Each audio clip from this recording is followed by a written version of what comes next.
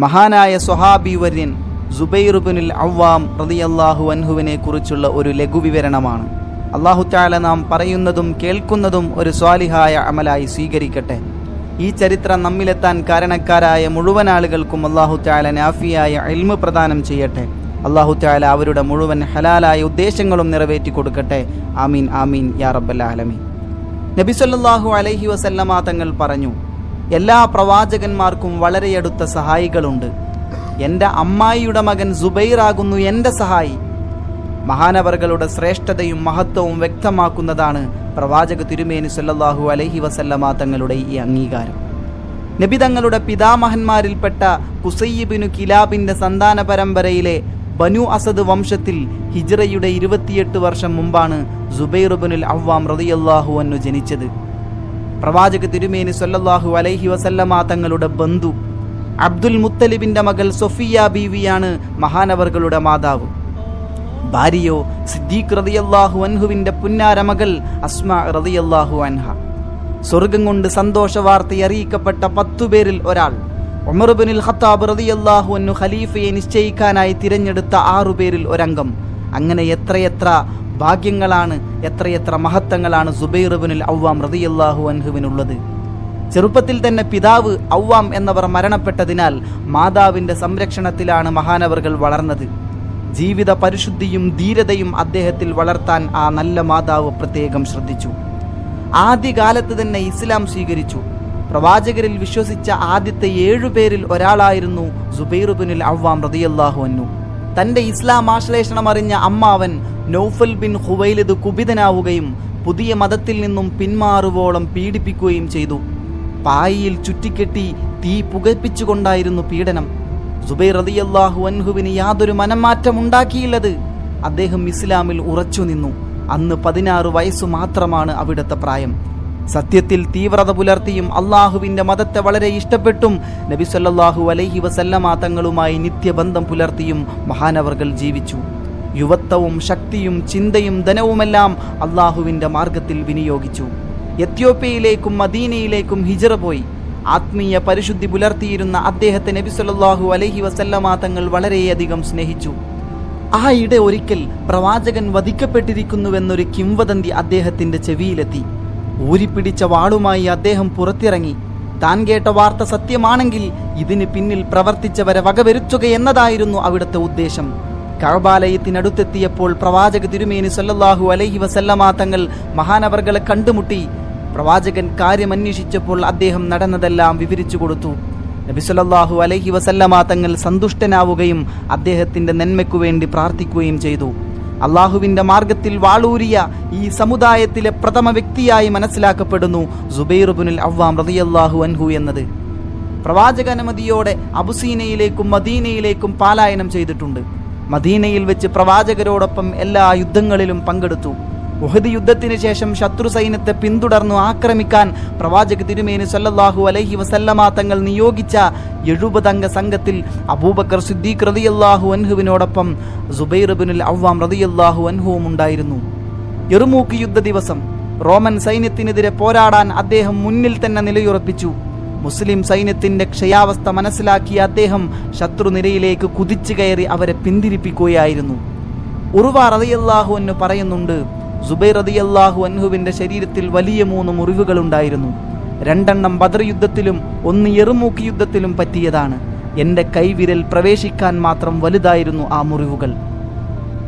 ബനൂ Qurayza ഉപരോധ വേളയിൽ പ്രവാചക തിരുമേനി സല്ലല്ലാഹു അലൈഹി വസല്ലം ശത്രുക്കളുമായി ചർച്ചയ്ക്കയച്ചത് അലി റളിയല്ലാഹു അൻഹുവിനെയും സുബൈർ ഇബ്നുൽ അവ്വാം റളിയല്ലാഹു അൻഹുവിനെയുമായിരുന്നു.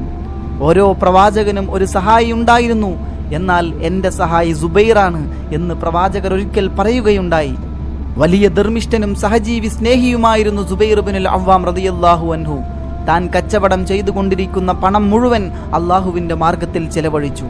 അനവധി ജോലിക്കാരായ അടിമകളുണ്ടായിരുന്നു മഹാനവറുകൾക്ക്. അവർ സ്വരൂപിക്കുന്ന സമ്പാദ്യങ്ങളെല്ലാം വീട്ടിലെത്തിക്കുന്നതിന് മുമ്പ് തന്നെ പാവങ്ങൾക്കിടയിൽ വിതരണം ചെയ്യപ്പെട്ടു. കയ്യിലുള്ളതെല്ലാം ചെലവഴിച്ച അദ്ദേഹം ഒടുവിൽ കടക്കാരനായിട്ടാണ് മരണപ്പെട്ടത്. മകൻ അബ്ദുള്ള റളിയല്ലാഹു അൻഹുവിനോട് അത് വീട്ടാൻ വസിയത്ത് ചെയ്തായിരുന്നു അദ്ദേഹത്തിൻ്റെ വഫാത്ത്. പ്രവാചകരോട് ദീർഘകാലത്തെ സഹവാസം ഉണ്ടായിരുന്നുവെങ്കിലും വളരെ കുറച്ച് ഹദീസുകൾ മാത്രമേ സുബൈർ റളിയല്ലാഹു അൻഹു റിപ്പോർട്ട് ചെയ്തിട്ടുള്ളൂ. ഇതേക്കുറിച്ച് ഒരിക്കൽ മകൻ അബ്ദുള്ള അദ്ദേഹത്തോട് ചോദിച്ചു, എൻ്റെ പേരിൽ ആരെങ്കിലും കള്ളം പറഞ്ഞാൽ നരകത്തിൽ അവൻ ഇരിപ്പിടമുറപ്പിച്ചു കൊള്ളട്ടെ എന്ന ഹദീസാണ് ഇതിന് മറുപടിയായി അദ്ദേഹം നൽകിയത്. നബി സല്ലല്ലാഹു അലൈഹി വസല്ലമ തങ്ങളുടെ പിതൃ സഹോദരിയായ സഫിയ ബീവി റളിയല്ലാഹു അൻഹായുടെ പുത്രനാണ് സുബൈർ ഇബ്നുൽ അവ്വാം റളിയല്ലാഹു അൻഹു. അദ്ദേഹത്തിന്റെ പിതാവോ ഖദീജ റളിയല്ലാഹു അൻഹുവിന്റെ സഹോദരൻ അവ്വാം ഇബ്നു ഖുവൈലിദുമാണ്. തുൽഹത്ത് റളിയല്ലാഹു അൻഹുവും സുബൈർ റളിയല്ലാഹു അൻഹുവും സന്തത സഹചാരികളായിരുന്നു. രണ്ടുപേരുടെയും ചരിത്രം അടർത്തിയെടുക്കാനാവാത്ത വിധം ബന്ധമുള്ളതാണ്. നബി സല്ലല്ലാഹു അലൈഹി വസല്ലമ തങ്ങൾ പലപ്പോഴും അവർ രണ്ടുപേരെയും പരസ്പരം ബന്ധപ്പെടുത്തി സംസാരിക്കുമായിരുന്നു. തുൽഹത്ത് റളിയല്ലാഹു അൻഹു നബി സല്ലല്ലാഹു അലൈഹി വസല്ലമ തങ്ങളുടെ പിതാമഹനായ മുർറത്തിന്റെയും സുബൈർ റളിയല്ലാഹു അൻഹു അവിടുത്തെ പിതാമഹനായ ഖുസൈയിന്റെയും പരമ്പരകളിൽപ്പെട്ടവരാണ്. സ്വഭാവം, സമ്പത്ത്, ഐശ്വര്യം, ധൈര്യം എന്നീ ഗുണങ്ങളിൽ അവർ തുല്യരായിരുന്നു.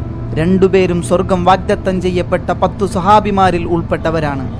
ഉമർ റളിയല്ലാഹു അൻഹു മരണവക്കത്തിൽ തന്റെ പിൻഗാമിയെ നിശ്ചയിക്കാൻ നിയമിച്ച 6 പേരടങ്ങുന്ന ആലോചനാ സമിതിയിലും അവർ രണ്ടുപേരും അംഗങ്ങളായിരുന്നു. എന്തിനേറെ മരണത്തിനു പോലും അവരെ ഇണപിരിക്കാൻ കഴിഞ്ഞില്ല. സുബൈർ റളിയല്ലാഹു അൻഹു പ്രാരംഭഘട്ടത്തിൽ തന്നെ ഇസ്ലാം ആശ്ലേഷിച്ചുവല്ലോ. അന്ന് 7 പേർ തികഞ്ഞിട്ടില്ലാത്ത ഒരു പ്രസ്ഥാനമായിരുന്നു പരിശുദ്ധ ഇസ്ലാം. അദ്ദേഹത്തിന് അന്ന് 16 വയസ്സ് മാത്രം പ്രായം. അർക്കമിന്റെ വീട്ടിൽ നബി സല്ലല്ലാഹു അലൈഹി വസല്ലമ തങ്ങൾ രഹസ്യ പ്രബോധനം നടത്തിയപ്പോൾ അദ്ദേഹം അതിലൊരംഗമായിരുന്നു. ചെറുപ്പത്തിലെ പ്രാപ്തനായ ഒരു കുതിരപ്പടയാളിയായിരുന്നു മഹാനവർകൾ. ഇസ്ലാമിനു വേണ്ടി ആദ്യമായി ഉറയിൽ നിന്ന് ഊരിയ വാൾ സുബൈർ ഇബ്നുൽ അവ്വാം റളിയല്ലാഹു അൻഹുവിൻ്റെതായിരുന്നുവെന്ന് ചരിത്രകാരന്മാർ എഴുതുന്നുണ്ട്. സുബൈർ റളിയല്ലാഹു അൻഹുവും കൂട്ടുകാരും ഒരിക്കൽ അർക്കമിന്റെ വീട്ടിലിരിക്കുകയായിരുന്നു. അവിടെ ഒരു കിംവദന്തി പറന്നെത്തി.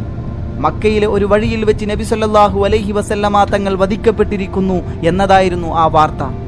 അത് കേട്ട മാത്രയിൽ യുവാവായ സുബൈർ റളിയല്ലാഹു അൻഹു തന്റെ വാൾ ഊരിപ്പിടിച്ചുകൊണ്ട് മക്കയിലെ തെരുവിലേക്കിറങ്ങി. താൻ കേട്ടത് ശരിയാണെങ്കിൽ ഓരോ ഖുറൈശി പ്രമുഖരുടെയും തല തന്റെ വാളിനിരയാക്കുമെന്ന ദൃഢനിശ്ചയത്തോടെ അദ്ദേഹം നടന്നു. ഊരിയ വാളുമായി ഈറ്റപ്പുലിയെ പോലെ പാഞ്ഞുവരുന്ന സുബൈർ റളിയല്ലാഹു അൻഹുവിനെ നബി സല്ലല്ലാഹു അലൈഹി വസല്ലമ തങ്ങൾ വഴിയിൽ വെച്ച് കണ്ടുമുട്ടി. നബി സല്ലല്ലാഹു അലൈഹി വസല്ലമ തങ്ങളെ കണ്ടപ്പോൾ സുബൈർ റളിയല്ലാഹു അൻഹു വളരെ സന്തുഷ്ടനായി. നബി തങ്ങൾ അദ്ദേഹത്തോട് ചോദിച്ചു, സുബൈർ എന്ത് പിണഞ്ഞു? സുബൈർ റളിയല്ലാഹു അൻഹു കഥ വിവരിച്ചു. സന്തുഷ്ടനായ നബി സല്ലല്ലാഹു അലൈഹി വസല്ലമ തങ്ങൾ അദ്ദേഹത്തിനു വേണ്ടി പ്രാർത്ഥിച്ചു. പുതിയ മതം അവലംബിച്ചതിന് പിതൃവ്യൻ അദ്ദേഹത്തെ ക്രൂരമായി തന്നെ ശിക്ഷിച്ചു. ഒരു പായയിൽ ചുരുട്ടിക്കെട്ടി തീയിട്ട് പുകച്ച് ശ്വാസം മുട്ടിക്കുക പോലും ചെയ്തു. കൊടും ക്രൂരതയ്ക്ക് വിധേയനായി കൊണ്ടിരിക്കുമ്പോൾ സുബൈർ റളിയല്ലാഹു അൻഹുവിനോട് പിതൃവ്യൻ ഇങ്ങനെ പറയുമായിരുന്നു, സുബൈറെ, മുഹമ്മദിനെ തള്ളിപ്പറയൂ, അവനെ അവിശ്വസിക്കൂ, എങ്കിൽ ഞാൻ നിന്നെ വിമുക്തനാക്കാം. ഇല്ല, ഞാൻ ഒരിക്കലും കുഫറിലേക്ക് മടങ്ങുകയില്ല എന്ന് മാത്രമായിരുന്നു സുബൈർ ഇബ്നുൽ അവ്വാം റളിയല്ലാഹു അൻഹുവിന്റെ മറുപടി. ഉരുക്കുപോലെ ഉറച്ച വിശ്വാസത്തിനു മുമ്പിൽ പിതൃവ്യൻ പരാജിതനായി. സുബൈർ റളിയല്ലാഹു അൻഹു അബുസീനയിലേക്ക് 2 തവണയും ഹിജ്റ പോയിരുന്നു. എല്ലാ യുദ്ധങ്ങളിലും സുബൈർ റളിയല്ലാഹു അൻഹു നബി സല്ലല്ലാഹു അലൈഹി വസല്ലമ തങ്ങളുടെ കൂടെ മുൻപന്തിയിൽ നിലയുറപ്പിച്ചു. ഉഹദ് രണാങ്കണത്തിലെ വീബൽ സന്ധിയിൽ അടിയുറച്ചു പൊരുതിയ ചുരുക്കം ചില സ്വഹാബിമാരിൽ ഒരാളായിരുന്നു മഹാനവർകൾ. ഇസ്ലാമിന്റെ സംരക്ഷണത്തിനു വേണ്ടി ഏറ്റ മുറിവുകൾ കൊണ്ട് അദ്ദേഹത്തിന്റെ ശരീരം ആവരണം ചെയ്യപ്പെട്ടിരുന്നു. വിരുമാറിൽ കുന്തമുനകളും ഖഡ്ഗങ്ങളും പതിഞ്ഞ പാടുകൾ നിരവധിയായിരുന്നു.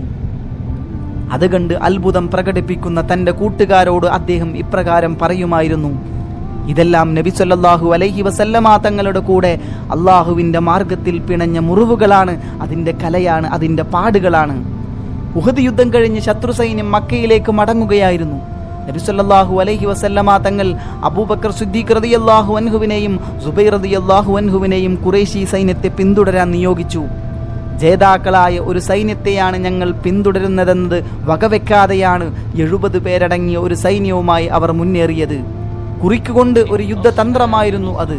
സുശക്തമായ ഒരു സൈന്യത്തിന്റെ മുൻനിരയാണ് അബൂബക്കർ സിദ്ദീഖ് റളിയല്ലാഹു അൻഹുവും സുബൈർ റളിയല്ലാഹു അൻഹുവും നയിക്കുന്നതെന്ന് ധരിച്ച ഖുറൈശികൾ അതിവേഗം മക്കയിലേക്ക് മടങ്ങുകയാണുണ്ടായത്. മുസ്ലിം സൈന്യം ഇപ്പോഴും സുശക്തമാണെന്ന ഒരു ധാരണ ശത്രുക്കളിൽ വരുത്തി തീർക്കാൻ അതുവഴി മുസ്ലിം സൈന്യത്തിന് കഴിഞ്ഞു. യർമൂക്ക് യുദ്ധക്കളത്തിൽ അദ്ദേഹം പ്രകടിപ്പിച്ച ധീരത തുല്യതയില്ലാത്തതായിരുന്നു. ശത്രുക്കളാൽ നിബിഡമായ റോമ പർവ്വതത്തിന്റെ പ്രാന്തത്തിൽ നിന്ന് പിന്തിരിയാൻ ശ്രമിക്കുകയായിരുന്ന തന്റെ സൈന്യത്തിന് ധൈര്യം നൽകിക്കൊണ്ട് ശത്രുനിരയിലേക്ക് എടുത്തുചാടി അദ്ദേഹം പ്രകടിപ്പിച്ച രണപാടവം ചരിത്രത്തിന്റെ ഏടുകളിൽ മായാതെ കിടക്കുന്നുണ്ട്. ദൈവിക മാർഗത്തിലുള്ള രക്തസാക്ഷിത്വം അദ്ദേഹത്തിൻ്റെ അടക്കവയ്യാത്ത ഒരഭിനിവേശമായിരുന്നു അത്. രക്തസാക്ഷികളോടുള്ള ബഹുമാനവും അദ്ദേഹത്തിന് അമൂല്യമായിരുന്നു, അതുല്യമായിരുന്നു.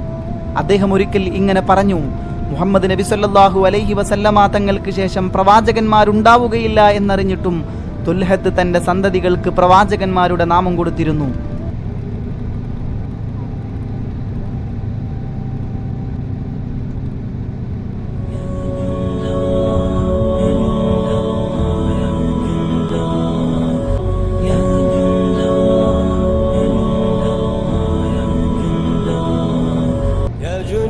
الله هبوا حرروا مسرا حزين يا جنود الله هبوا حرروا مسرا حزين يا جنود الله هبوا حرروا مسرا حزين يا جنود الله هبوا حرروا مسرا حزين. And that is the name of Az-Zubayr ibn Awwam radiyallahu anhu. Part of that reason is because he was related to Talha, because he was the son of Al-Awwam ibn Khuwaylid, who was the younger brother of Nawfal ibn Khuwaylid and who passed away at a very young age. So the person that would actually raise him was Nawfal, the half-brother of Khadija radiallahu ta'ala anha, who happened to be the same person that tortured Talha radiallahu anhu. Also his mother was Safiya, the aunt of the Prophet sallallahu alaihi wasallam, so that made him a first cousin of the Prophet sallallahu alaihi wasallam. But when he accepted Islam, he was very young. He was only 12 years old. So Nawfal took full advantage of this child, and Nawfal used to torture him so severely. He would wrap him up in a mat every single day, and he would suffocate him with smoke. And every single night, the people of Mecca could hear the screams of Az-Zubayr radiallahu anhu, this 12-year-old child that was being tortured fi sabilillah.